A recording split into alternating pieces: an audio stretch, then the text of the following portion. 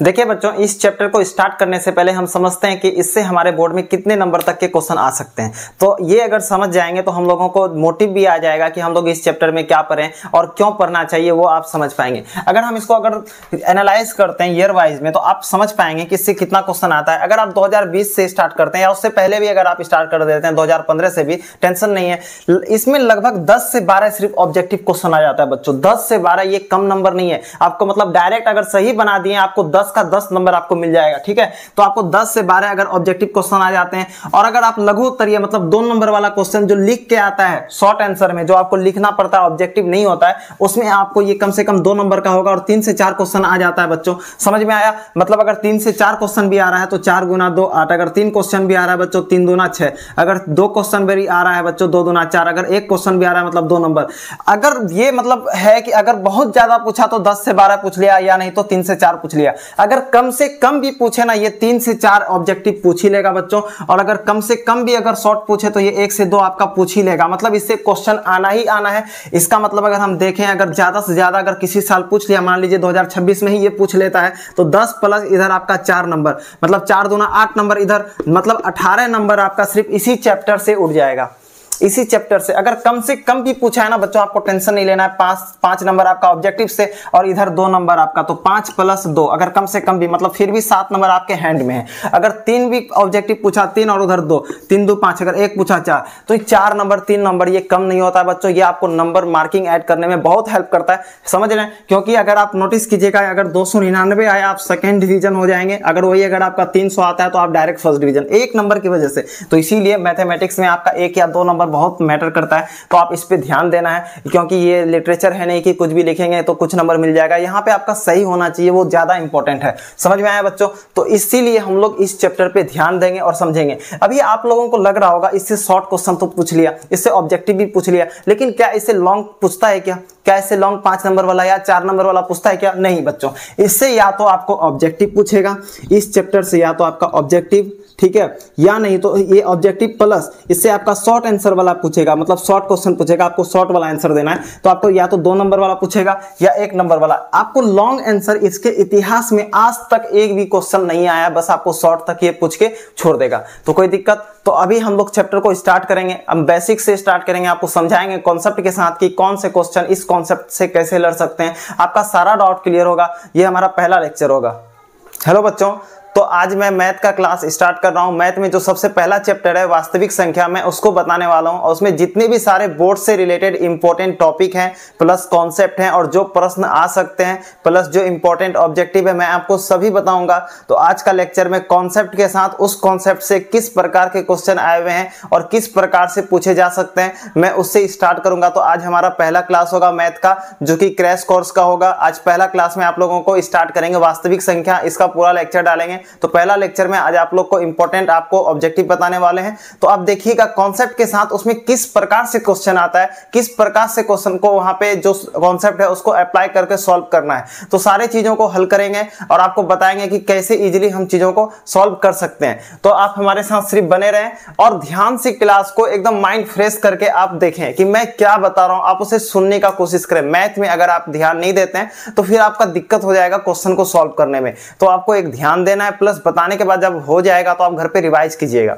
ठीक है। तो सबसे पहले जब हम क्लास को स्टार्ट करेंगे तो हम कुछ परिभाषा से स्टार्ट करेंगे, ताकि जो हमारा बेसिक है यहीं से क्लियर होना स्टार्ट हो जाए। तो सबसे पहले क्या समझना चाहिए, देखिए हम लोग सबसे पहले समझेंगे कि अभाज्य संख्या क्या होता है। तो अभाज्य संख्या को समझने से पहले हम उसका एक बार परिभाषा पढ़ के देखते हैं। परिभाषा क्या है? परिभाषा कहता है कि वह संख्या जो केवल एक और स्वयं से ही विभाजित होती है, क्या होती है? विभाजित होती है, उसे अभाज्य संख्या कहते हैं। लेकिन दोस्तों ये विभाजित क्या होता है? आप भी कंफ्यूज होते होंगे कि ये विभाजित क्या होता है, तो वही चीजों को हम समझेंगे आसान भाषा में। विभाजित मतलब होता है पूरा का पूरा भाग दे देना। मान लीजिए हम यहाँ पे 50 लिखें और हम इसको 5 से है ना भाग दे रहे हैं, तो 5 दाएं 50, मतलब ये 10 बार में इसको ये पूरा का पूरा काट दिया ना, इसमें कोई शेषफल नहीं बचा। तो ऐसे सिचुएशन में हम कहेंगे ये इसे पूरा का पूरा क्या कर दिया? विभाजित कर दिया, ठीक है। तो तो वह संख्या जो केवल एक और स्वयं से ही विभाजित होती है उसे अभाज्य संख्या कहते हैं। मतलब ऐसी संख्या जो खुद से और एक से विभाजित हो जाए कंप्लीटली, उसमें कोई शेषफल नहीं बचे, हम उसे अभाज्य संख्या कहते हैं। देखिए अब एग्जाम्पल की तरह समझते हैं, यहाँ 2 लिए है ना, तो 2 कैसे अभाज्य संख्या, ध्यान से समझिए 2 कैसे, जैसे मैं आपको समझा रहा हूं 2 कैसे। 2 को अगर आप भाग देते हैं तो ये 1 से कंप्लीटली कट जाएगा, कितने बार में, 2 बार में, और 2 खुद से कट जाएगा कंप्लीटली कितने बार में, 1 बार में। मतलब 2 का कितना हो गया कटने वाला, कितना हो गया इसका, 1 से कट सकता है और किससे कट सकता है, 2 से ये कट सकता है। मतलब देखा जाए तो इसका 2 फैक्टर हो गया, 2 का कितना फैक्टर, 2 फैक्टर, 1 और 2। तो मतलब ये जो है 2 इस दोनों से कट जाएगा, या 1 से और स्वयं से, स्वयं मतलब 2 खुद से। लेकिन इसके अलावा आप इसे किसी से भी नहीं काट सकते। आप इसे 5 से काट सकते हैं क्या, 5 से तो कटेगा ही नहीं, 6 से नहीं। तो जिसके 1 से, ऐसा संख्या जो 1 से पूरा विभाजित हो जाए या स्वयं से विभाजित हो जाए, 1 से प्लस स्वयं से जो विभाजित हो जाए, तो उसे हम क्या बोलते हैं, उसे हम कहते हैं अभाज्य संख्या। तो ऐसी संख्या जो खुद से और 1 से कंप्लीटली डिविजिबल हो जाए, मतलब कंप्लीटली विभाजित हो जाए, पूरा कट जाए, हम उसे क्या बोलते हैं, अभाज्य संख्या। 3 में भी अगर आप देखते हैं तो वही सीन है, 3 भी क्या होगा, 1 से कटेगा और खुद से कटेगा, ठीक है। आप अगर 5 को भी देखते हैं तो 5 का भी क्या सीन है, 1 से कटेगा और ये खुद से कटेगा, मतलब 1 से कटना चाहिए और स्वयं से कटना चाहिए। तो ऐसे सिचुएशन में और ऐसी संख्या को हम कहते हैं अभाज्य संख्या। क्लियर हुआ, क्लियर हुआ कि नहीं हुआ। अब समझते हैं, अगर हम यहां पर अगर 4 ले लेते हैं, कितना ले लेते हैं बच्चों, 4 ले लेते हैं, ध्यान से समझने का कोशिश करना है। जब हम 4 ले लेते हैं बच्चों, तो 4 हम जब ले लेते हैं तो ये तो एक से पूरा का पूरा कटेगा, साथ में ये 2 से भी कट जाएगा, 2 के टेबल में 2 दूना 4, मतलब ये 2 से भी कंप्लीटली कट जाएगा, पूरा विभाजित हो जाएगा, कोई शेषफल नहीं बचेगा। अगर हम और देखते हैं तो ये खुद से भी कटेगा, मतलब 1 2 3, इसका कितना फैक्टर हो गया, 3 फैक्टर हो गया। लेकिन यहाँ क्या बोलता है, वह संख्या जो केवल 1 से होना चाहिए और स्वयं से होना चाहिए, 1 से होना चाहिए और स्वयं से, लेकिन यहाँ तो उससे भी बेसी है, 1 ज्यादा है ना, मतलब 2 से भी ज्यादा है। ऐसे सिचुएशन में हम इसे अभाज्य संख्या नहीं कहेंगे, तो क्या कहेंगे। अब दूसरा परिभाषा पढ़ते हैं। देखिए दूसरा परिभाषा किसका है, भाज्य संख्या। तो ऐसी संख्या को भाज्य संख्या कहते हैं। कैसे, समझें, इसका परिभाषा फिर से पढ़ते हैं। वह संख्या जो एक और स्वयं के अलावा, जो 1 से तो हो ही, स्वयं से तो हो ही, उसके अलावा किस अन्य संख्याओं से भी विभाजित हो जाए, पूरा का पूरा कट जाए, विभाजित हो सकती है, उसे हम भाज्य संख्या कहते हैं। उसे हम बच्चों क्या बोलते हैं, भाज्य संख्या कहते हैं। इसमें कोई डाउट है। तो ऐसी संख्याओं को हम भाज्य संख्या कहते हैं। जैसे मान लीजिए 4 अगर हम लेते हैं, क्या ले लेते हैं, 4 अगर हम जब लेते हैं तो ये क्या क्या चीज से कट जाएगा, 2 से भी कट जाएगा, 2 दूना 4। अगर हम 4 को लेते हैं तो ये अपने से भी कट जाएगा 1 बार में। अगर हम 4 लेते हैं तो ये 1 से भी कट जाएगा, मतलब ये 1 से तो कट ही रहा है, स्वयं से कट रहा है, और उसके अलावा भी किससे कट रहा है, 2 से कट रहा है। तो ऐसे सिचुएशन में इसका फैक्टर कितना हो गया, 3, 1 से भी कट गया, 2 से भी कट गया और 4 से भी कट गया। तो ऐसी संख्याओं को बच्चों हम कहते हैं भाज्य संख्या। ऐसी संख्या को क्या बोलेंगे, भाज्य संख्या। डेट मीन्स इंग्लिश में हम इसे कंपोजिट नंबर कह सकते हैं। तो ये इसका परिभाषा है, ये बेसिक है और इसे समझना बहुत इंपॉर्टेंट है, ताकि इससे रिलेटेड जितने भी क्वेश्चन है आप उसे बना सकते हैं। आपको हैरानी होगा, इस टाइप के बहुत सारे क्वेश्चन आए हैं बोर्ड में जो डायरेक्टली पूछा है इसमें से कौन भाज्य संख्या है या कौन अभाज्य संख्या है। अभी मैं आपको क्वेश्चन दूंगा और साथ में मैं भी ये भी बताने वाला हूं आपको ये कौन सी वर्ष में पूछी गई है। रिसेंटली 5 से 6 वर्ष के अंदर में ये सारी क्वेश्चन आई हुई है। ठीक, तो आपको घबराना नहीं है, परिभाषा आप समझ गए।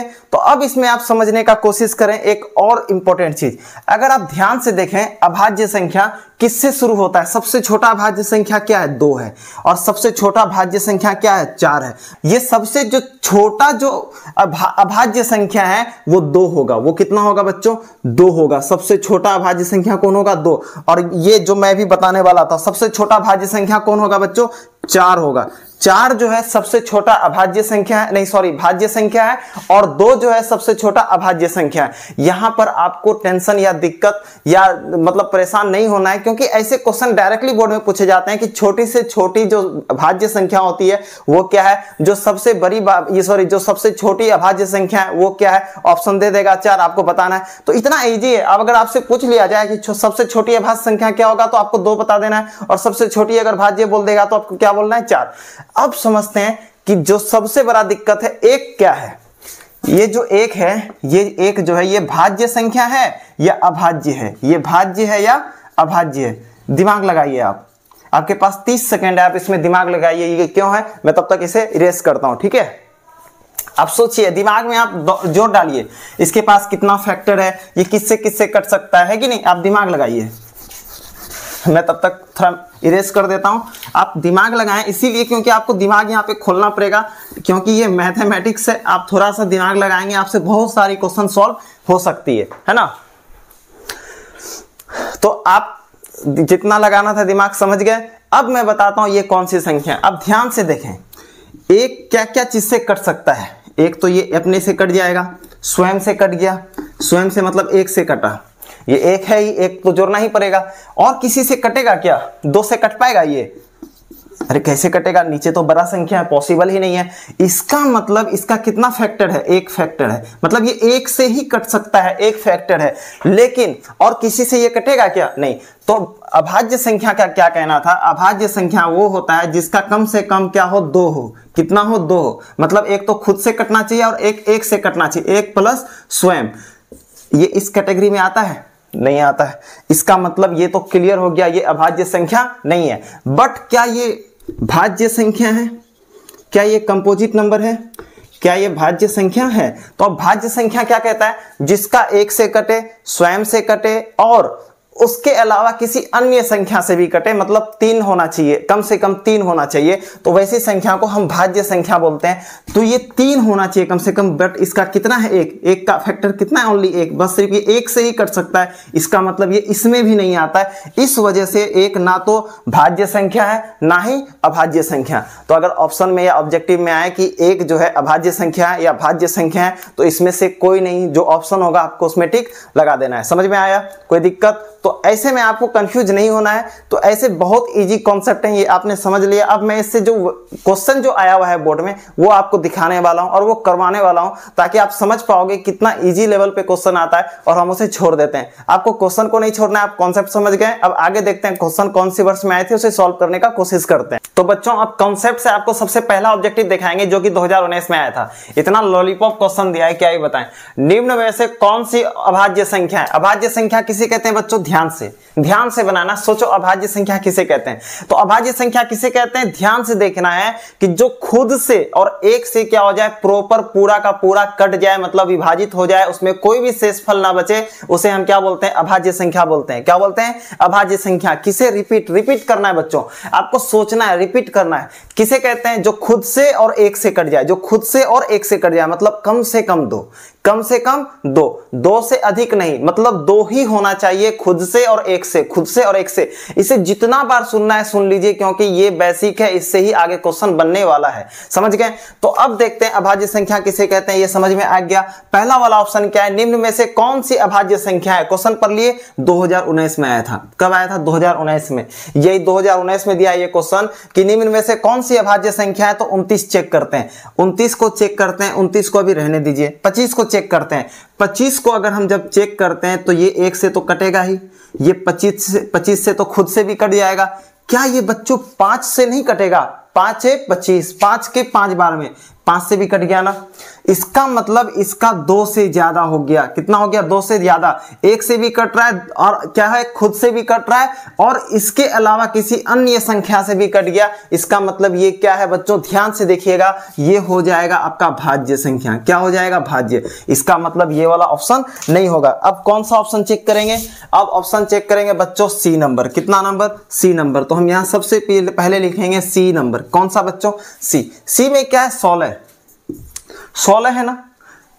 एक से तो कटेगा ही, खुद से तो कटेगा ही और किसी से कटेगा बच्चों। ध्यान से 8 का पहरा पढ़िए तो 8 का 8, 8 दूना 16। इसका मतलब ये 8 से भी पूरा कटेगा। 4 का 4 पढ़िए तो 4 का 4, 4 दूनी 8, 4 तिया 12, 4 चौके 16, चौके 16, 4 बार में बच्चों ये कटेगा। इसका मतलब ये इसमें तो 4 फैक्टर हो गया, 1 हो गया, 16 हो गया, 4 हो गया, 8, 4 फैक्टर हो गया। ये तो 2 से भी अधिक हो गया। इसका मतलब ये भाज्य संख्या है, ये भी नहीं होगा। अब बचा कौन बच्चों? 15 देखते हैं, 15 को देखते हैं। एक से तो कटेगा ही, प्लस ये 5 से भी कटेगा, प्लस ये खुद से भी कटेगा, प्लस ये 3 से भी कटेगा। कितना सारा हो गया? 2 से से अधिक हो गया, खुद से भी कट रहा है, एक से भी कट रहा है, उसके अलावा अन्य संख्या से भी कट रहा है। इसका मतलब ये भी भाज्य, ये भी भाज्य, ये भी भाज्य। हमसे क्या पूछ रहा है? अभाज्य संख्या। ऑब्वियस है, जो ऑप्शन बचेगा वही आंसर होगा। आंसर क्या हो जाएगा? 29। लेकिन क्यों? चेक करते हैं। अगर आप 29 को 1 से काटेंगे तो ये पूरा का पूरा 29 बार में कटेगा। अगर आप 29 को 29 से अगर काटते हैं तो पूरा का पूरा कटेगा। समझ रहे हैं? बचेगा 1। तो ये इससे भी कट गया, इससे भी कट गया, शेषफल नहीं बचा। इसके अलावा आप इसे किसी भी अंक से काटिए, आपका शेषफल बचेगा, ये और किसी से नहीं कटेगा। इसका मतलब इसके 2 ही फैक्टर हैं, 1 से और खुद से, इसके अलावा कोई नहीं है। और अभाज्य संख्या का परिभाषा क्या होता है बच्चों? ऐसी संख्या जो खुद से कटे और 1 से कटे, उसके अलावा किसी से ना कटे, उसे ही हम क्या बोलते हैं? अभाज्य संख्या बोलते हैं। समझ में आया? इसमें कोई प्रॉब्लम? तो ऐसे क्वेश्चन पूछे जाते हैं। कॉन्सेप्ट समझ में आया ना? बिल्कुल ऐसे इजी वाले क्वेश्चन पूछे जाते हैं। 2019 में पूछा गया। ऐसे कितने सारे प्रश्न पूछे गए हैं, आपको यकीन नहीं होगा। आपको देखना पड़ेगा क्वेश्चन बैंक में कितने सारे क्वेश्चन इस तरह के लॉलीपॉप वाले आए हुए हैं। ऐसे क्वेश्चन को छोड़ देना बेवकूफी है कि नहीं? बहुत बड़ा बेवकूफी है। अब नेक्स्ट क्वेश्चन को देखते हैं। तो बच्चों देखिए, फिर से वही क्वेश्चन 2020 में पूछा, फिर से अगला ही साल पूछ दिया। देखिए 19 में पूछा, फिर 20 में पूछा। क्या पूछा 20 में? देखिए, निम्नलिखित में से कौन अभाज्य संख्या है? बताइए। ऐसा सब क्वेश्चन है भैया, आप इसे छोड़ेंगे? ऐसा क्वेश्चन को नहीं छोड़ना है ना। निम्नलिखित में से बोल रहा है कि कौन अभाज्य संख्या है, कौन अभाज्य संख्या है। अभाज्य किसे कहते हैं? रिपीट कीजिए। क्या करना है? रिपीट। जो 1 से हो और खुद से हो, मतलब स्वयं से हो, उसे हम क्या बोलते हैं? अभाज्य संख्या। उसे हम क्या बोलते हैं? अभाज्य संख्या। क्या बोलेंगे? अभाज्य। तो देखते हैं 15 पे एक्सपेरिमेंट करके। 15 का कितना सारा है? 1 से तो कटेगा ही, खुद से भी कटेगा। क्या ये अभाज्य संख्या है? अभी ट्विस्ट बाकी है। 3 से जरा कटाइए। 3 × 5 = 15, कट गया ना पूरा। फिर कटाइए 5 से, 5 × 3 = 15, पूरा कट गया ना। इसका मतलब ये 1 से भी कट रहा है, खुद से भी कट रहा है और अन्य संख्या से भी कट रहा है। तो ये अभाज्य संख्या नहीं होगा, है ना। ये भाज्य संख्या है। नेक्स्ट में आते हैं 12 नंबर में। 12 नंबर को देखिए। 12 1 से तो कटेगा, बहुत बढ़िया। ये 12 से भी कटेगा, स्वयं से। लग रहा है यही आंसर है? बिल्कुल नहीं है। आप इसको देखो अगर ध्यान से, तो ये 3 से भी कटेगा, ये 4 से भी कटेगा, ये 6 से भी कटेगा, 1 से, खुद से, उसके अलावा बहुत सारे संख्या से। तो ऐसी संख्या को अभाज्य नहीं भाज्य कहते हैं। तो ये भी नहीं होगा। अब देखते हैं 75 को। 75 को तो सबसे पहले तो 1 से तो कटना ही कटना है और खुद से तो कटना ही कटना। ये दोनों आंख बंद करके कर लें। अब देखिए किससे कटेगा नेक्स्ट। अगर आप इसे काटने का कोशिश करें तो 5 से देखिए। 5 को 15 बार पढ़िए। 5 यहाँ ऊपर 75 है, 5 से काटिए। 5 इकाई 5, 2 इसमें 25, 25 मतलब 15 बार में कट गया। 5 से भी कट गया और ये 15 से भी कटेगा। तो जो खुद से कट रहा है, 1 से भी कट रहा है, उसके अलावा अन्य संख्या से कट रहा है, तो इसका मतलब ये भाज्य है। तो अभाज्य कौन है? जो बचा यही होगा, है ना। ऑब्वियस बात है। फिर भी करके देखते हैं। 23 खुद से कटेगा, बिल्कुल, बहुत अच्छा। 1 से कटेगा, बहुत अच्छा। आप मुझे ढूंढ के ऐसी संख्या लाओ जो और भी कोई संख्या हो जो 23 को काट दे। नहीं हो पाएगा, पॉसिबल ही नहीं है कि ये हो पाएगा। तो 23 का जो खुद से कट जाता है और 1 से कट जाता है, ओनली 2 इसके फैक्टर है। इसका मतलब ये क्या हो जाएगा? अभाज्य संख्या। तो इसका करेक्ट आंसर क्या हो जाएगा बच्चों? इसका करेक्ट आंसर क्या हो जाएगा? Option B. Option B is the correct answer. तो समझ गए? ये क्वेश्चन 2020 में पूछ के देखिए क्या बदनामी कर दिया। समझ गए? ऐसे क्वेश्चन को बिल्कुल भी नहीं छोड़ना। ऐसे क्वेश्चन बहुत आए हुए हैं, अभी मैं आपको और दिखाता हूं। तो फिर से ऐसा क्वेश्चन पूछ के देखिए क्या कर दिया। फिर से 2021 में सेम ऐसा ही क्वेश्चन पूछा। तो कॉन्सेप्ट समझ में आ गया। कॉन्सेप्ट वही रहने वाला है, आपको अप्लाई वही करना है जो मैंने बताया। चाहे कभी भी क्वेश्चन आ जाए, आपको छोड़ना नहीं है। तो फिर से वही करेंगे इसके साथ कि निम्नलिखित में से कौन सी अभाज्य संख्या है जो खुद से कटे और 1 से कटे। तो 27 के साथ देखते हैं। तो ये तो 1 से कटेगा ही, ये 27 से भी कटेगा। ये 3 के भी टेबल में आता है, 3 9 27। ये 3 से भी कट जाएगा, ये 3 से भी कटेगा। उसके बाद 9 से भी कटेगा, 9 × 27 मतलब ये 1 से भी कट रहा है, खुद से भी कट रहा है, उसके अलावा अन्य संख्या से भी कट रहा है। ये भाज्य संख्या होगा, ये तो नहीं होगा इसका आंसर। 35 में देखते हैं बच्चों। 35 1 से कटेगा, बहुत अच्छा। 35 खुद से कटेगा, बहुत अच्छा। ये 5 से भी कट जाएगा, 5 7 35। ये 7 से भी कट जाएगा। तो मतलब 1 से कट रहा है, खुद से कट रहा है, उसके अलावा अन्य संख्याओं से भी ये कट रहा है। अब 13 में चेक करते हैं। 13 से पहले हम 56 में चेक करते हैं। ये 1 से तो कटेगा, 56 से भी कटेगा, 8 से भी कटेगा, 8 56 और प्लस ये 7 से भी ये कटेगा। इसका मतलब ये खुद से कट रहा है, 1 से कट रहा है, उसके अलावा ये अन्य संख्याओं से भी कट रहा है। इसका मतलब ये भी क्या हो जाएगा, भाज्य संख्या, अभाज्य तो नहीं है। जो बचा ये, अब देखते हैं, ये 1 से कटेगा, ये खुद से भी कटेगा, लेकिन क्या ये किसी और अन्य संख्या से कट रहा है क्या? बिल्कुल भी नहीं कट रहा है, ये किसी अन्य संख्या से नहीं कट रहा है। इसी वजह से ये क्या हो जाएगा, अभाज्य संख्या। आप इसे काट के देख लें, कटेगा ही नहीं कटेगा। समझ में आया? ये किसी से भी नहीं कटने वाला, 1 से कटेगा और खुद से कटेगा, बाकी ये टूटेगा नहीं। तो ऐसी संख्याओं को अभाज्य संख्या बोलते हैं। और ऐसे बहुत सारे क्वेश्चन आए हुए हैं, तो आप समझ जाइए, जब भी ऐसा क्वेश्चन आएगा आपको नॉर्मली चेक करना है कि अगर इसके 2 से ज्यादा फैक्टर हो गए तो इसका मतलब ये भाज्य संख्या होगा। अगर 2 ही हो रहे हैं, उससे ज्यादा नहीं हो रहा है, वो भी खुद से और 1 से, इसका मतलब वो अभाज्य संख्या है। तो आपको ऐसे क्वेश्चन में उसी का ऑप्शन का विकल्प को चूज कर उसे एक करेक्ट टिक लगा देना है। समझ गए? इसमें कोई डाउट, अगर डाउट है तो आप कमेंट कर सकते हैं, मैं आपको पर्सनली कमेंट में आपको रिप्लाई करके समझा दूंगा। ठीक है? अगर पॉसिबल हो पाया, नहीं तो अगले वीडियो में आपका ये देखकर मैं उससे क्वेश्चन को वापस से करवा दूंगा। ठीक है? तो अगर आपको अभी तक अगर आपको सही लग रहा है तो फटाफट भैया सब्सक्राइब कर दीजिए, नहीं तो लाइक तो कर ही दीजिए एटलीस्ट। तो ये दोनों कॉन्सेप्ट क्लियर हो गया है। अब नेक्स्ट कॉन्सेप्ट में आते हैं, जो कि ज्यादा मुश्किल नहीं है, थोड़ा इतना सा कॉन्सेप्ट है, इसको थोड़ा समझने का कोशिश करते हैं। को प्राइम नंबर किसे कहते हैं? इसको पहली बात तो हिंदी में सह अभाज्य संख्या कहते हैं। और सह अभाज्य संख्या समझने से पहले हमें पता होना चाहिए कि एलसीएम और एचसीएफ क्या होता है ना? क्योंकि यहाँ पे टोटल जो काम आने वाली है वो या तो एचसीएफ होगी या एलसीएम होने वाला है। तो दोनों को समझते हैं, दोनों क्या है आपस में। तो एचसीएफ हम किसे कहते हैं? तो एचसीएफ हम किसे कहते हैं बच्चों? एचसीएफ हम कहते हैं हाईएस्ट कॉमन फैक्टर।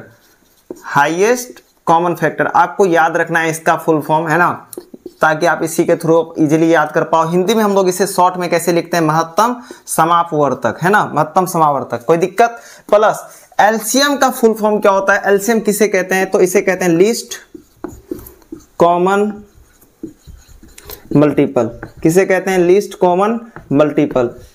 ठीक है? और हिंदी में हम इसे कहते हैं लघुत्तम समावर्तक। ठीक है? इसे क्या कहते हैं? लघुत्तम समावर्तक। तो एचसीएफ और एलसीएम में क्या अंतर है? एलसीएम और अब एचसीएफ में बस इतना अंतर है कि ये हाईएस्ट कॉमन फैक्टर होता है। मतलब अगर हम कोई संख्या लेते हैं 3 और 9, तो वह सबसे बड़ा संख्या क्या होगा जो दोनों को काट देगा? तो वह सबसे बड़ा संख्या क्या होगा जो दोनों को काट देगा? तो हम इसे चेक करते हैं। 3 का बच्चों अगर हम एलसीएम निकालते हैं तो 3 एकाई 3। अगर 9 का निकालते हैं बच्चों तो 9 एकाई 9। अब सॉरी 3 तिया 9, उसके बाद फिर 3 इकाई 3। तो अब अगर इसका हम एचसीएफ निकालते हैं, मतलब अगर एचसीएफ करते हैं हम इसका, तो पहला वाला का क्या हो जाएगा? ध्यान से देखना है। पहला वाले का क्या हो जाएगा? 3 और इसके साथ कोई नहीं है। सेकंड वाले का क्या हो जाएगा? 3 के पावर 2। इसका मतलब सबसे कम क्या है? 3। तो ये सबसे बड़ा संख्या 3 होगा। जो सबसे बड़ा संख्या 3 होगा, जो 9 को भी काट देगा और 3 को भी काट देगा। समझ में आया? उससे बड़ा कोई संख्या होगा नहीं। 4 ले लेंगे तो ऐसे भी नहीं कटने वाला, और प्लस 3 से भी बड़ा हो गया। तो ये अभी थोड़ा दिमाग से बाहर जा रहा होगा, बस अभी समझिए किसे कहते हैं। तो ऐसी संख्या, जो ऐसी सबसे बड़ी संख्या जो क्या करे, किसी को पूरा का पूरा काट दे, मतलब हाईएस्ट कॉमन फैक्टर दोनों का क्या होना चाहिए? दोनों को काट दे, या 3 संख्या हो तो तीनों को काट दे। अगर कोई संख्या दी हुई है 1 या 2 या 3, अगर एचसीएफ बोले मतलब एक ऐसी संख्या निकालना है जो तीनों को प्रॉपर पूरा का पूरा काट दे, तो हम उसे क्या बोलते हैं? एचसीएफ, मतलब highest common and factor. Plus Hindi में हम इसे क्या बोलते हैं? महत्तम समावर्तक। अब एलसीएम किसे कहते हैं? लीस्ट मतलब छोटा से छोटा। लीस्ट मतलब छोटा से छोटा या सबसे कम। लीस्ट कॉमन मल्टीपल मतलब अगर कोई 2 संख्या दी हुई है और बोला जाए कि इसमें सबसे छोटी संख्या क्या होगी जो दोनों के टेबल में सबसे पहले आ जाए, तो हम उसे ही कहते हैं एलसीएम। हिंदी में उसे कहते हैं लघुत्तम समावर्तक। अब समझते हैं इसे और भी आसान भाषा में, है ना। इसको समझने से पहले हम इसे इनके और भी कुछ प्रॉब्लम को सॉल्व करेंगे, ताकि इनसे जो रिलेटेड जो चीजें हैं ना, हम उसे और भी अच्छे से समझ पाएंगे कि एलसीएम क्या है और एचसीएफ क्या है, आसानी से समझ पाएंगे। तो बच्चों हम एक क्वेश्चन के माध्यम से जो कि बोर्ड में आया हुआ है उसके मतलब वे से हम लोग समझने का कोशिश करेंगे कि एचसीएफ और एलसीएम क्या होता है, मतलब महत्तम समावर्तक और लघुत्तम समावर्तक क्या होता है। तो प्रश्न है कि अभाज्य गुणनखंड विधि द्वारा, कौन सी विधि द्वारा? अभाज्य गुणनखंड विधि द्वारा, मतलब प्राइम फैक्टराइजेशन की विधि से, मेथड से आपको 7, 11 और 19 का महत्तम समावर्तक निकालना है और लघुत्तम समावर्तक भी निकालना है। ये दोनों आपको ज्ञात करना है। तो हम इसी से इजीली समझ जाएंगे कि हम कैसे निकालेंगे एचसीएफ और एलसीएम अभाज्य गुणनखंड विधि द्वारा। हाँ, ध्यान रखना है, बस ये विधि द्वारा ही निकाल रहे हैं। बहुत क्वेश्चन आता है इस विधि से, हर साल पूछे जाते हैं इस विधि से प्रश्न। ठीक है, तो इस विधि से हम लोग क्वेश्चन देखते हैं, कैसे सॉल्व करते हैं और समझने का कोशिश करते हैं कि महत्तम समावर्तक कैसे निकलेगा और लघुत्तम कैसे निकलेगा और कब कैसे इसे हम क्या कहेंगे। समझ गए? तो किसका किसका बोला है 7, 11 और 19 का। तो सबसे पहले हम यहाँ लिख देंगे 7 और इसका हम लोग एलसीएम बच्चों निकालने का कोशिश करेंगे। 7 का अगर हम लोग एलसीएम निकालने का कोशिश करते हैं तो 7 के साथ कोई नहीं करता है, तो इसे 7 से ही कटाना पड़ेगा एक बार में। समझ गए? अब 11 का हम लोग ध्यान देते हैं। 11 भी किसी से नहीं कटेगा, खुद से कटेगा एक बार में। समझ गए? 19 भी कुछ किसी से नहीं कटेगा, खुद से कटेगा कितने बार में? एक बार में। समझ गए? तो अब हमें क्या करना है, सबसे पहले हमें यहाँ पे लिखना पड़ेगा 7 का निकाल रहे थे, 7 का निकाले ना बच्चों। यहाँ पे 7 है, इसका फैक्टर क्या हो जाएगा 7। फिर उसके बाद 11 का कितना आया था गुणज, 11 का गुणज इतना आया 11। फिर 19 का गुणज कितना आया, 19 का गुणज आया 19। कोई दिक्कत यहाँ तक? अब हम लोग देखते हैं यहाँ पे कि हम यहाँ से एलसीएम और यहाँ से हम लोग एचसीएफ मतलब महत्तम समावर्तक और लघुत्तम समावर्तक कैसे निकालते हैं। आप 2-3 क्वेश्चन जब मेरे साथ अगर सॉल्व करोगे ना, आप समझ जाओगे कि हम लोग कैसे निकालेंगे। तो सबसे पहले हम क्या करेंगे कि यहाँ पर 7 है, यहाँ पर 7 है नहीं है तो हम यहाँ पे लिख देंगे 7 का पावर 0। फिर यहाँ पे 7 है नहीं तो यहाँ पे लिख देंगे 7 का पावर 0। क्यों लिखे? अभी हम इसे बराबर कर रहे हैं, हम इसे बराबर कर रहे हैं बच्चों, इसीलिए हम यहाँ पर लिख रहे हैं ये 7 का पावर 0। तो आपको ध्यान रखना, a का पावर 0 हम लोग क्या पढ़े थे, हम लोग को पता है कि a का पावर अगर 0 या किसी संख्या का पावर 0 है तो उसका वैल्यू 1 होगा, है ना। तो अगर हम 7 का पावर 0 दे रहे हैं तो इससे इसे कोई फर्क ही नहीं पड़ रहा है, क्योंकि 11 गुना 1 11 ही होगा, कोई फर्क नहीं पड़ रहा, बस हम इसे बैलेंस करने के लिए दे रहे हैं। ठीक, अब तीनों के पास 7 हो गया। क्या इसके पास 11 है? नहीं है तो इसके पास 11 का पावर 0। क्या इसके पास 19 है? नहीं है तो 19 का पावर 0। तो क्या इसके पास 11 है? नहीं है तो 11 का पावर 0। क्या इसके पास 19 है? नहीं है तो इसका पावर 0। यहां तक कोई डाउट, यहां तक कोई प्रॉब्लम? तो हमें यहां से महत्तम समावर्तक और लघुत्तम समावर्तक निकालना है, ध्यान देना है।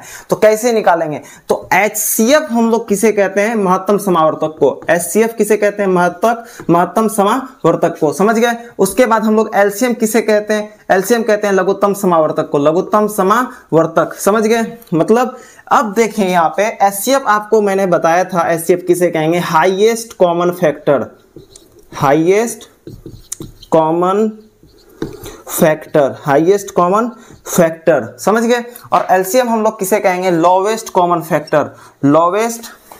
उसके बाद हम लोग लिखेंगे बच्चों common factor, lowest common factor. अब एक चीज ध्यान देना है, एक चीज हमेशा ध्यान देना है, जब भी हम लोग अभाज्य गुणनखंड विधि द्वारा एलसीएम या एचसीएफ निकालने का कोशिश करेंगे, एलसीएम या एचसीएफ निकालने का कोशिश करेंगे, तो हमेशा ध्यान रखना है कि एचसीएफ में हम लोग कॉमन फैक्टर को लेंगे, लेकिन सबसे छोटा पावर वाले का। मतलब किसका? सबसे छोटा पावर वाले का, सबसे छोटा पावर वाले का। अभाज्य गुणनखंड विधि में जब हम लोगों को एचसीएफ निकालना होगा और जब हमें एलसीएम निकालना होगा इस विधि में, तो हम लोग कॉमन फैक्टर लेंगे, कॉमन फैक्टर लेंगे, लेकिन उसके साथ क्या लेंगे? बड़ा पावर वाले को, बड़ा पावर वाले को। ठीक है, अभी मेरे साथ देखिए कैसे हम इसे सॉल्व करते हैं।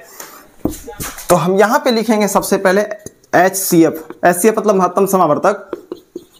ठीक है, तो क्या होगा देखिए इसका एचसीएफ क्या होगा। सब एचसीएफ में बताया था कॉमन फैक्टर होना चाहिए, लेकिन कौन सा पावर? छोटा पावर। कौन सा पावर? छोटा पावर। जब हम इस विधि से निकालते हैं तो कॉमन फैक्टर कौन है? 7, यहां भी 7, यहां भी 7। इसका सबसे छोटा पावर कौन है? 0 है, इसका मतलब 7 का पावर 0। फिर इसके साथ गुना, यहां तक कोई दिक्कत? फिर क्या है? उसके बाद 11 का पावर सबसे छोटा पावर कौन है? 0। यहां पे 1 है, कहीं पे नहीं है, यहां पे 1 है, मतलब हमको 0 सबसे छोटा पावर लेना है, मतलब 0। उसके नहीं है, इसका मतलब इसके पास 1 छिपा है, नहीं है, डेट मीन्स इसके पास 1 छिपी हुई है, तो इसको छोड़ना है, सबसे छोटा होगा उसे लेना है। उसके बाद कौन है? 19 है, सबसे छोटा है ना 19, इससे छोटा और क्या होगा? तो इसका मतलब ये सबसे छोटा है। यहाँ पे कुछ नहीं है, इसका मतलब 1 छिपा हुआ है, तो इससे तो बड़ा है, ऑब्वियस बात है। इसके पास कुछ नहीं, इसके पास है, इसका मतलब ये होगा छोटा वाला, ले लिए। तो यही हो जाएगा आपका एचसीएफ। आप इसे गुना करते हैं, 7 का पावर 0 बराबर 1, 11 का पावर 0 बराबर 1, 19 का पावर 0 बराबर 1। इसका मतलब इसका महत्तम समावर्तक कितना हो जाएगा? 1 होगा।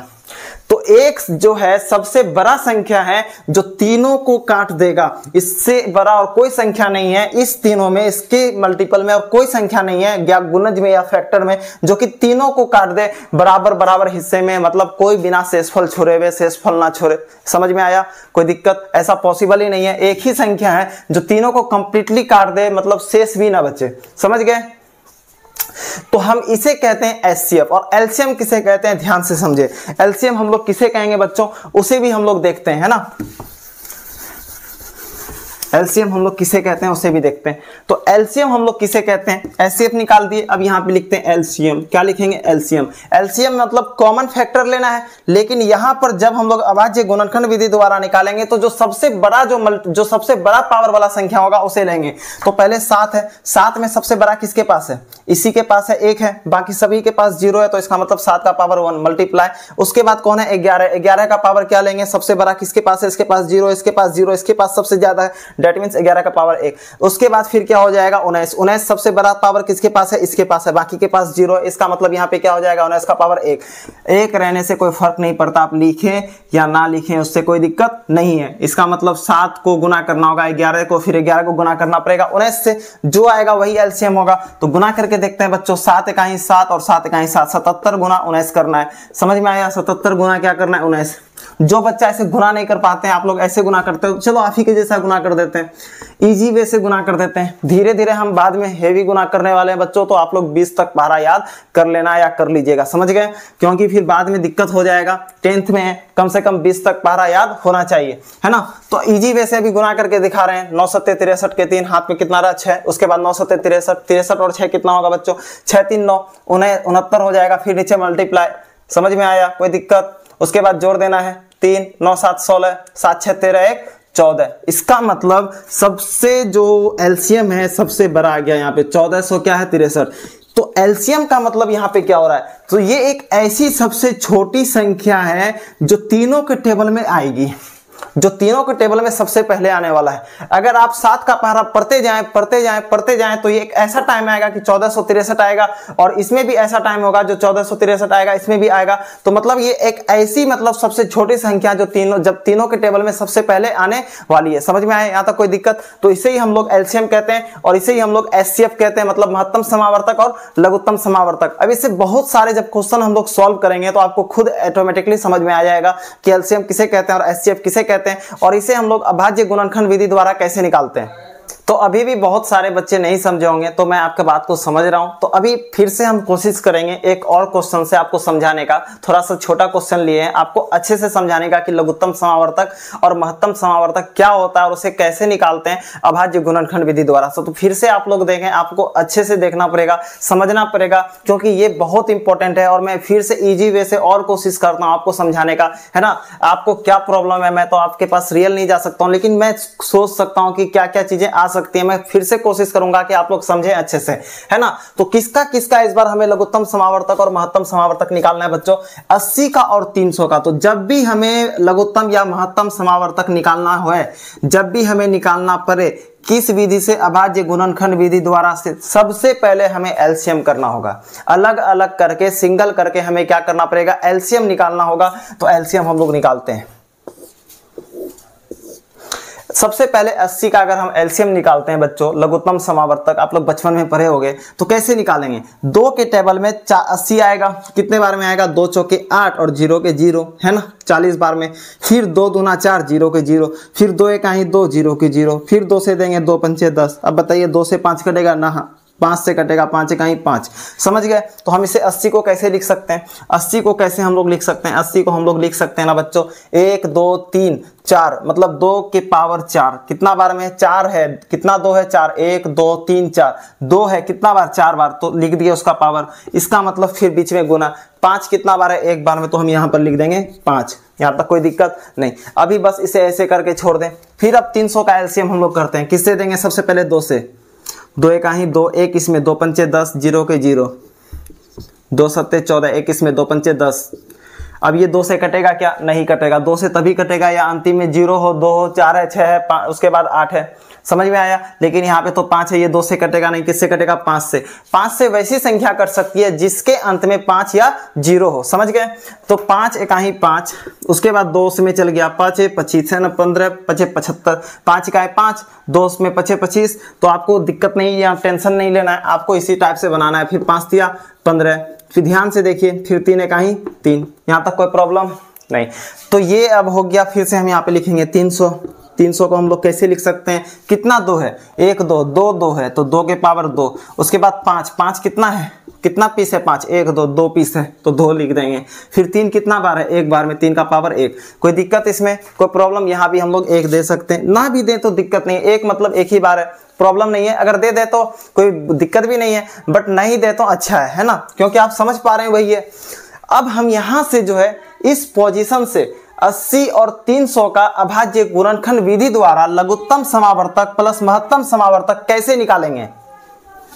तो ध्यान से देखिए, सबसे पहले हम यहां पर लिखेंगे महत्तम समावर्तक। महत्तम हिंदी में शॉर्ट में लिखें समावर्तक, है ना। किसका निकालना है? इसका और इसका निकालना है। क्या लिखा हुआ है? 2 के पावर 4, फिर क्या लिखा है? 5 के पावर 1, है ना।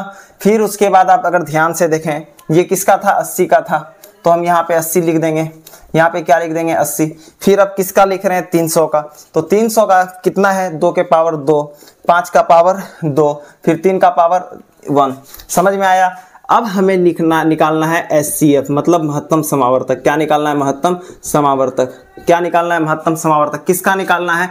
तो 80 का निकालना है और 300 का निकालना है। तो क्या निकलेगा? ध्यान से देखें, हमें क्या करना है? कॉमन फैक्टर, एक जैसा फैक्टर, मतलब ऊपर भी होना चाहिए नीचे भी होना चाहिए, और उसका सबसे छोटा पावर। जब भी हम लोग SCF निकालेंगे तो कॉमन फैक्टर लेंगे, कॉमन फैक्टर लेंगे, और उसके साथ जिसके पास सबसे छोटी पावर है, सबसे छोटा पावर है, हम उस संख्या को लेंगे, उसमें से एक को लेंगे जिसका सबसे छोटा हो, सबसे छोटा पावर हो, है ना। तो अब ध्यान से देखें कि इसके पास 2 है, इसके पास 2 है, इसके पास 5 है, इसके पास 5 है, इसके पास 3 है, इसके पास 3 है, क्या नहीं है? तो हमें तो बराबर करना होगा, तो हमें यहाँ पे लिखना पड़ेगा। अगर यहाँ पे 1 है तो हम यहाँ पे लिख देंगे 0, और वैसे भी अगर a का पावर 0 है मतलब 1, किसी भी संख्या का पावर अगर 0 है इसका मतलब 1, तो इसका मतलब अगर इसमें हम डाल भी दिए तो इससे कोई फर्क इसको नहीं पड़ रहा, इससे क्या हो गया? बैलेंस हो गया, है कि नहीं।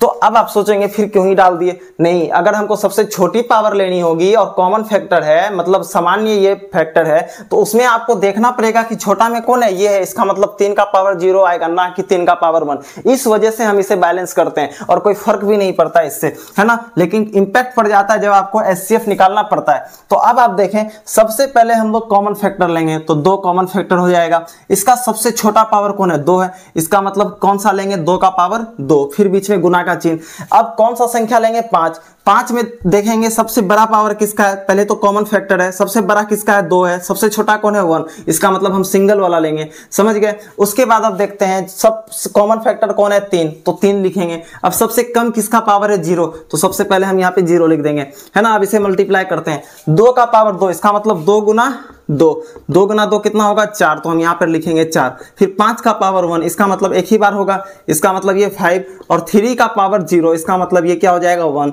डेट मीन्स यहाँ 1। अब इसे मल्टीप्लाई करते हैं, 4 पंचे 20 गुना 1 बराबर क्या हो जाएगा? 20। तो 80 और 300 का महत्तम समावर्तक होगा 20। महत्तम समावर्तक 80 और किसका? 300 का क्या हो जाएगा बच्चों? 20।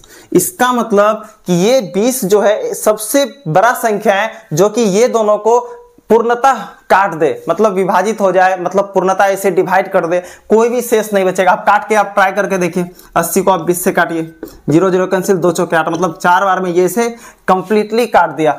अब 300 देखें, किससे? 20 से, 0 0 कैंसिल, 2 1 2, 2 पंचे 10, मतलब 15, कंप्लीटली काट दिया, कोई भी शेष नहीं बचा। इसका मतलब ये इसका महत्तम समावर्तक है। तो अब एलसीएम कैसे निकालेंगे बच्चों? अब एलसीएम कैसे निकालेंगे? तो कोई टेंशन नहीं है। एचसीएफ में हम क्या करते थे? कॉमन फैक्टर लेते थे और सबसे छोटा पावर लेते थे, कॉमन फैक्टर और सबसे छोटा पावर। लेकिन एलसीएम में क्या करेंगे? कॉमन फैक्टर तो लेंगे लेकिन सबसे बड़ा पावर। तो सबसे पहले हम लोग लिखेंगे एलसीएम। किसका निकाल रहे हैं बच्चों? 80 और 300 का। तो लिख देते हैं 80 और 300 का। कॉमन फैक्टर कौन है? 2 है, यहां भी 2 है, 2 लिख दिए। बड़ा किसके पास है? 2 या 4, तो बड़ा हो जाएगा 4 के पास। उसके बाद कौन सा कॉमन फैक्टर? 5। बड़ा किसके पास है? 1 के 2, तो बड़ा तो भाई 2 है, तो 2 वाला लिख देंगे। उसके बाद मल्टीप्लाई, बड़ा किसके पास है? 0 के पास की 3 नीचे वाले के पास, तो ये वाला बड़ा है, ऑब्वियस है उससे बड़ा होगा। समझ में आया? कोई दिक्कत? अब इसे मल्टीप्लाई करते हैं। 2 का पावर 4 मतलब क्या होता है? 2 गुना 2 गुना 2 गुना 2, 1 2 3 4, 4 बार आ गया, तो 2 दुना 4 दुना 8 दुना 16 है, तो यहाँ लिख देंगे 16। फिर 5 का पावर 2 मतलब 5 गुना 5, 25, तो यहां लिख देंगे 25। फिर 3 का पावर 1, इसका मतलब ये एक ही बार है तो एक ही बार लिखेंगे, समझ गए। अब इसे ध्यान से देखते हैं, तीनों को गुना करना पड़ेगा। 16 गुना 25 थिया 75, ये दोनों को जब आप आपस में गुना कीजिएगा तो आपको इसका जो है एलसीएम मिल जाएगा। चलिए गुना करके देखते हैं। जब आप इसे गुना कीजिएगा तो इसका आंसर आ जाएगा 12। तो एलसीएम आपका कितना आ गया 1200, मतलब लघुत्तम समावर्तक आ गया आपका 1200 और महत्तम समावर्तक 20 आ गया। तो 20 महत्तम समावर्तक आने का मतलब ये एक ऐसा सबसे बड़ा संख्या है जो दोनों को पूर्णतः कंप्लीटली डिवाइड कर दे, पूरा का पूरा काट दे, पूरा विभाजित कर दे, इसमें कोई भी शेष नहीं बचेगा। लेकिन लघुत्तम समावर्तक में क्या होता है कि ये एक ऐसी सबसे छोटी संख्या है जो दोनों के टेबल में सबसे पहले आएगा, जो दोनों के टेबल में क्या होगा सबसे पहले आएगा, तो इसे ही हम क्या कहते हैं लघुत्तम समावर्तक। तो यहां तक आपका थोड़ा डाउट क्लियर हुआ होगा। जब हम लोग 10 से 20 क्वेश्चन करेंगे इसी टॉपिक पे तो आपका डाउट और भी क्लियर होगा, है ना। तो अभी आप टेंशन नहीं ले, अभी बहुत सारे क्वेश्चन बाकी है, बहुत सारे अभी सवाल बाकी है, आपको वहां से और भी बेसिक क्लियर होगा। तो बच्चों देखिए इसी कॉन्सेप्ट से अभी बहुत सारे क्वेश्चन बनाने बाकी हैं, लेकिन आपको एक क्वेश्चन मैं दिखाने वाला हूं जो कि 2023 में आया हुआ था। इस क्वेश्चन में आप लोग अभी तक तो एक चीज समझ गए हैं कि आप लोग अभाज्य गुणनखंड कैसे करेंगे, समझ में आ गया था। एलसीएम निकाल के हम उसका पावर बैठा देते हैं, वो अभाज्य गुणनखंड होता है ना, कैसे करेंगे। तो उसी से एक क्वेश्चन आया बहुत इंपॉर्टेंट और बहुत लाजवाब क्वेश्चन है कि 192 के अभाज्य गुणनखंड में, किसमें अभाज्य गुणनखंड में, कि 2 का जो है घातांक मतलब पावर है ना क्या होगा, घात मतलब या घातांक मतलब पावर क्या होगा। तो समझते हैं। सबसे पहले हम इसका प्राइम फैक्टराइजेशन कर देते हैं 192 का। जब हम इसका प्राइम फैक्टराइजेशन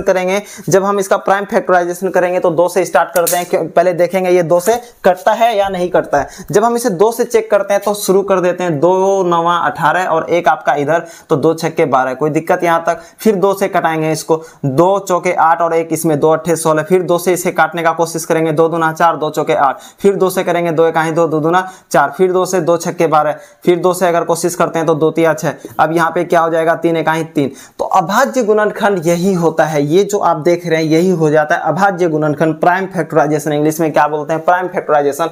प्रश्न क्या था कि 2 का घातांक क्या होगा, मतलब 2 का पावर क्या होगा। तो हम यहाँ पे लिखते हैं बच्चों, क्या लिखेंगे यहाँ पे, हम सबसे पहले लिखेंगे कि 192 बराबर, क्यों 192 में पूछा था ना, तो 192 बराबर इसका फैक्टर क्या होगा, प्राइम फैक्टराइजेशन अभाज्य गुणनखंड, मतलब इसका क्या क्या मल्टीपल आएगा, इसमें क्या क्या गुना जाएगा। तो आएगा 2 गुना, कितना बार 2 है, 1 2 3 4 5 6, कितना बार 6 बार, 1 2 3 4 5 और 1 6 है ना, 6 बार। उसके बाद फिर क्या लास्ट में 3 है, उसके बाद 1 है। 1 लिखना कोई इंपॉर्टेंस है, 1 से आप किसी भी संख्या को गुना कीजिए वो क्या होगा, वही संख्या होगा, कोई फायदा है नहीं। इसका मतलब हम इसे क्या करेंगे, अब हम इसे पावर में बैठाएंगे, हमें तो घात चेक करना है, घात में बैठाएंगे। तो 2 कितना बार है, 6 बार ना, 2 2 4 5 6, इसका मतलब 2 का पावर 6 गुना 3। तो हमें क्या बताना था कि 192 के अभाज्य गुणनखंड में, अभाज्य गुणनखंड में, ये जो आप देख रहे हैं अभाज्य गुणनखंड में, कि 2 का घातांक क्या होगा, मतलब 2 का पावर क्या होगा। तो आप बताइए बच्चों क्या होगा, 2 के ऊपर क्या लिखा हुआ है 6, तो इसका इजीली आंसर क्या हो जाएगा 6। इसका मतलब 6 इसका क्या हो जाएगा बच्चों आंसर। तो ऐसे भी क्वेश्चन आते हैं, समझ में आया। तो ये बहुत इंपॉर्टेंट क्वेश्चन था, ऐसे क्वेश्चन आ सकते हैं, इसीलिए आपको घबराना नहीं है, आप इसे समझने का कोशिश करें। हम इसे ऐसे सॉल्व कर सकते हैं, जब भी अभाज्य गुणनखंड बोलेगा और उसका घातांक पूछेगा तो हम कैसे बनाएंगे, उसका अभाज्य गुणनखंड कर देंगे, प्राइम फैक्टराइजेशन कर देंगे, समझ गए। जैसे एलसीएम निकालते थे पहले, एलसीएम टाइप का निकाल देंगे, बराबर लिखेंगे, उसके बाद जितना इसमें गुना जाए सबको लिखेंगे, जिसका बोलेगा उसमें देखेंगे कितनी संख्या उतना पावर बैठाएंगे, जो पावर आएगा वही बता देंगे उसका क्या ये घातांक है या घात है या पावर है, समझ गए। कोई दिक्कत, घातांक है, घात नहीं कहते हैं, सॉरी घातांक कहते हैं, मतलब पावर कहते हैं। इंग्लिश में पावर कंफर्म है, हिंदी में क्या बोलते हैं घातांक। एक और क्वेश्चन को देखिए जो कि उसी टाइप का, आपको फिर से उसी टाइप का सवाल आया जो कि 2022 में आया हुआ है, ठीक है। प्रश्न क्या है कि 156 में, अब किस बार पूछा है 156 में 2 का घातांक क्या होगा, कौन सी विधि में, अभाज्य गुणनखंड में। तो 156 का अभाज्य गुणनखंड करेंगे, 156 जैसे एलसीएम करते थे वैसे ही। तो 2 के पारा में कितना बार में, 2 7 14 और एक इसमें 2 8 16। उसके बाद फिर 2 से करेंगे, 2 3 6 और एक इसमें आएगा, मतलब 2 9 18। अब ये किससे कटेगा, 3 से, 3 1 3 और 3 3 9। अब ये किससे कटेगा, 13 से, और किसी से नहीं कटेगा, 13 1 13। तो हम यहाँ पे फिर लिखेंगे 156 का अभाज्य गुणनखंड क्या क्या आ गया, 2 2 बार, तो 2 गुना 2। फिर उसके बाद 3 एक बार तो लिखेंगे 3। फिर उसके बाद 13 एक बार तो लिखेंगे 13। एक लिखने का कोई मतलब है नहीं, एक से जो भी संख्या गुना होता है उतना ही होगा। अब यहाँ पूछ रहा है 2 का घातांक क्या होगा, तो ध्यान देना है 2 का घातांक क्या होगा, तो 2 कितना बार है, 2 बार, तो 2 का पावर 2 गुना 3 गुना 13 है ना। तो 2 का पावर कितना था, 2, इसका मतलब 2 का घातांक क्या होगा बच्चों, 2 का घातांक होगा 2, तो इसका करेक्ट आंसर क्या हो जाएगा 2। तो घातांक मतलब पावर कहते हैं उसको, इंग्लिश में क्या बोलते हैं, पावर। 2 का पावर कितना आया, 2 आया। तो ऐसे प्रश्न को अब नहीं छोड़ना है। तो आप कॉन्सेप्ट समझ गए होंगे कि ऐसे क्वेश्चन को हम लोग कैसे सॉल्व करेंगे। ऐसे क्वेश्चन आते हैं और हो सकता है कि इस साल भी आ जाए, तो इससे घबराना नहीं है ना। तो जिस टाइप के प्रश्न अभी हम लोग समझ रहे थे उसी टाइप के प्रश्न में वापस फिर से हम लोग आए हैं। तो फिर से हम लोग समझेंगे कि महत्तम समावर्तक या लघुत्तम समावर्तक हम लोग कैसे निकालेंगे, है ना। इसमें लघुत्तम समावर्तक भी पूछा था, लघुत्तम समावर्तक भी, है ना।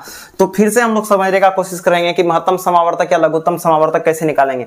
इसे इसलिए मैं बार बार समझा रहा हूं या बना रहा हूं क्योंकि ऐसे प्रश्न आते हैं और ऐसे क्वेश्चन आते रहेंगे, क्योंकि ये बहुत इंपॉर्टेंट टॉपिक है इस चैप्टर से, है ना। तो ये सीबीएसई में भी आते हैं और बिहार बोर्ड में भी आते हैं, क्योंकि काफी इंपॉर्टेंट है प्रश्न। देखिए ये वाला 2023 में आया था। प्रश्न क्या है कि अभाज्य गुणनखंड द्वारा आपको 24 प्लस 36 का, 24 और 36 का आपको महत्तम समावर्तक निकालना है और लघुत्तम समावर्तक निकालना है। और कौन सी विधि से, अभाज्य गुणनखंड विधि से। ये लघु उत्तरीय होता है, ये आपको सॉल्व करना होता है, ये ऑब्जेक्टिव में नहीं बल्कि आपको सॉल्व करना होता है, आपको बनाना पड़ता है, समझ गए। तो ये आपका शॉर्ट आंसर में आता है, 2 नंबर वाले प्रश्न में ये आता है आपको देखिए कैसे बनाना है ऐसे प्रश्न को। 24 और 36 का अभाज्य गुणनखंड द्वारा सबसे पहले हमको इसका महत्तम समावर्तक और लघुत्तम समावर्तक निकालना है। तो अभाज्य गुणनखंड समझ गए, मतलब एलसीएम टाइप का। तो 24 है तो सबसे पहले हम बच्चों यहाँ पे लिखेंगे 24, उसके बाद 36 है तो सबसे पहले बच्चों हम यहाँ पे लिखेंगे 36, और इसका एलसीएम जैसा हम इसका अभाज्य गुणनखंड कर देते हैं, है ना। मतलब हम इसका अभाज्य गुणनखंड करते हैं। सबसे पहले हम क्या करेंगे, चेक करेंगे कि ये 2 से होगा कि नहीं। 2 से स्टार्ट करते हैं, तो जब 2 से स्टार्ट करेंगे तो ये ऑब्वियस है कि 2 से कटेगा, 2 इकाई 2, 2 दूना 4। तो इसे आगे सॉल्व करते जाएंगे, फिर 2 तिया 6, फिर 3 इकाई 3। अब ये आगे सॉल्व नहीं होने वाला है तो इसे यहीं पे छोड़ देंगे। अब 36 में हम जब इसका प्राइम फैक्टराइजेशन करते हैं अभाज्य गुणनखंड एलसीएम द्वारा, तो इसका मतलब फिर ये 2 से हम चेक करेंगे तो 2 इकाई 2, उसके बाद 2 अट्ठे 16, फिर उसके बाद 2 9 18, फिर ये किससे कटेगा 3 तिया 9, इसके बाद फिर 3 इकाई 3। इसका मतलब ये अब आगे नहीं कटने वाला है, बस ये यहीं तक इसका सीमित है। इस विधि द्वारा हम इसका अभाज्य गुणनखंड कर दिए। अब इसी के हेल्प से हमें इसका महत्तम समावर्तक प्लस लघुत्तम समावर्तक निकालना है। तो कैसे निकालेंगे, ध्यान से देखिए। तो सबसे पहले हमें क्या निकालना है, महत्तम समावर्तक। तो हम वो निकालने से पहले हम यहाँ पे लिखेंगे कि 24 बराबर इसका क्या आया और 36 बराबर इसका क्या आया, मतलब अभाज्य गुणनखंड क्या आया। तो इसका अभाज्य गुणनखंड क्या आया, 24 का प्राइम फैक्टराइजेशन क्या आया, तो 2 2 2 कितना बार है, 3 बार। तो पहले लिखेंगे 2 गुना 2, फिर क्या लिखा हुआ है, मल्टीप्लाई 3, उसके बाद नीचे 1, उसका कोई वैल्यू नहीं है। यहाँ पे 36 में आते हैं, 36 का 2 कितना बार है, 2 बार, तो 2 गुना 2। फिर उसके बाद देखते हैं 3 कितना बार है, 2 बार, तो गुना 3 गुना 3। यहाँ तक समझ गए। फिर अब हम इसे क्या करेंगे, थोड़ा सा और स्टेप आगे करते हुए हम इसको फिर से, आपको ये वाला प्रोसेस इसीलिए, ये वाला स्टेप इसीलिए बता दिए क्योंकि आप बेसिक से समझिए। फिर हम इसको एग्जाम में ये वाला लाइन नहीं लिखेंगे, डायरेक्ट हम इसको एडवांस लिख देंगे। कैसे लिखेंगे, 24। अब ध्यान से देखिए 2 कितना बार है, 3 बार, तो 2 का पावर 3। उसके बाद 3 कितना बार है, 1 बार, तो 1 बार। फिर 36 लिखेंगे बच्चों। जब 36 हम लोग लिखेंगे तो 2 कितना बार है, 2 बार, तो 2 का पावर 2, और 3 कितना बार है, 2 बार, तो 3 का पावर 2। समझ गए। तो इसका मतलब ये हुआ है। तो हमें ये वाला लाइन लिखना कोई इंपॉर्टेंस नहीं है, हम इसे डायरेक्ट ऐसे लिख सकते हैं। अगर नहीं लिख पाते हो आप, आपको समय लगता है, तो आप ऐसे भी लिख सकते हो, लेकिन आप ये डायरेक्ट लिखोगे तो आपका समय बचेगा, आप अदर क्वेश्चन में आप टाइम दे पाएंगे। समझ गए। तो ये होने के बाद जब हम लोग ऐसा लिख देते हैं, अब हम लोग करेंगे इसका एचसीएफ और एलसीएम। समझ गए। तो अब हम लोग देखते हैं, यहां भी 2 है, यहां भी 2, यहां भी 3 है, यहां भी 3 है, मतलब ये पूरी तरह से बैलेंस है। अब इसका हम लोग महत्तम समावर्तक कैसे निकालेंगे, मतलब महत्तम समावर्तक कैसे निकालेंगे। तो आपको बताए थे, जब भी हम लोगों को महत्तम समावर्तक निकालना रहता है तो हम लोग ये देखते हैं कि कॉमन फैक्टर होना चाहिए। अगर 2 है तो यहां भी 2 होना चाहिए। समझ गए। और उसका सबसे छोटा पावर कौन सा है, 3 है कि 2 है, तो इसका मतलब हम कौन सा लेंगे, 2 के पावर 2 वाला को, उसके बाद गुना। अब देखते हैं कॉमन फैक्टर 3 है, यहां भी कॉमन फैक्टर 3 है। इसका सबसे छोटा पावर किसके पास है, इसके पास 2, इसके पास कुछ नहीं, मतलब 1 छिपा हुआ है, मतलब 3 है, तो 3 ले लिए। यहां तक कोई दिक्कत।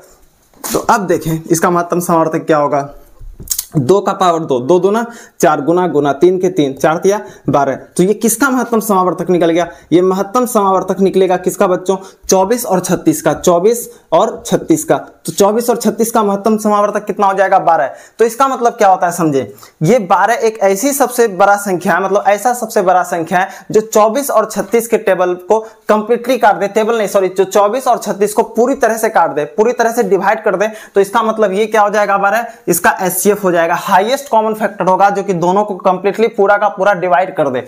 अब उसके बाद है एलसीएम, मतलब लघुत्तम समावर्तक। लघुत्तम समावर्तक हम लोग कैसे निकालते हैं, ध्यान दीजिए। लघुत्तम समावर्तक में क्या करते हैं, लघुत्तम समावर्तक में कॉमन फैक्टर लेते हैं, लेकिन जिसका सबसे ज्यादा पावर होगा हम उसे लेंगे, और उसमें किसके क्या करते थे, जिसका सबसे कम पावर होता है। इसमें हम लोग क्या करेंगे, लघुत्तम समावर्तक में जिसका सबसे ज्यादा पावर होगा, पहले कॉमन फैक्टर सबसे ज्यादा पावर 2 है या 3, तो 3 वाले को लेंगे, फिर गुना गुना, उसके बाद कॉमन फैक्टर, तो कॉमन फैक्टर सबसे बड़ा पावर किसके पास है, 2 वाले के पास, तो सबसे इसको क्या लेंगे, 2 वाले को। समझ में आया। तो इसे ही हम लोग कहते हैं लघुत्तम समावर्तक। तो 2 का पावर 3 मतलब 2 गुना 2, 3 का पावर 2 गुना मतलब 3 गुना 3, तो 2 दूना 4 दूना 8, तो यहाँ लिखेंगे 8, उसके बाद 3 ताई 9। समझ में आया, 8 9 72। इसका मतलब लघुत्तम समावर्तक क्या होगा, लघुत्तम समावर्तक किसका, 24 और 36 का कितना होगा, 72। तो इसका मतलब हुआ ये एक ऐसी सबसे छोटी संख्या है जो दोनों के टेबल में सबसे पहले आएगा, तो इसे हम क्या कहते हैं, लघुत्तम समावर्तक। तो समझ गए, अभाज्य गुणनखंड विधि द्वारा 24 और 36 का महत्तम समावर्तक और लघुत्तम समावर्तक कैसे निकालना है। तो सबसे पहले हम लोग इसका अभाज्य गुणनखंड करेंगे, एलसीएम जैसा हम लोग निकालेंगे जो हम लोग बचपन में निकालते थे, मतलब प्राइम फैक्टराइजेशन करेंगे। उसके बाद 24 लिखेंगे, किसमें कितना है वो पावर में बैठा देंगे। उसके बाद फिर 36 है, किसमें कितना है उसे पावर में बैठा देंगे, कौन कितना बार आया है ना। उसके बाद हम लोग क्या करेंगे, महत्तम समावर्तक लिखेंगे और देखेंगे इस टेबल में कि कॉमन फैक्टर में जिसका सबसे छोटा पावर होगा हम उसे यहां पर लेके मल्टीप्लाई कर देंगे, और लघुत्तम समावर्तक में हम देखेंगे जो कॉमन मल्टीपल में जिसका सबसे अधिक पावर होगा हम उन दोनों को आपस में मल्टीप्लाई कर देंगे। तो इससे हमें लघुत्तम समावर्तक मिल जाएगा और महत्तम समावर्तक मिल जाएगा। तो इसी टाइप से हम ऐसे प्रश्न को सॉल्व करेंगे। ऐसे बहुत प्रश्न है जो बोर्ड में आए हुए हैं, मैं आपको सभी क्वेश्चन को करवाऊंगा, तो आप टेंशन नहीं लीजिए। ऐसे बहुत सारे क्वेश्चन हैं, आपको मैं सारे के सारे क्वेश्चन को करवाने वाला हूं। आप बेसिक से पूरे क्लियर हो जाएंगे। आपको अगर इसका एडवांस भी क्वेश्चन आ जाएगा तो आप उसे सॉल्व कर सकते हैं, ठीक है।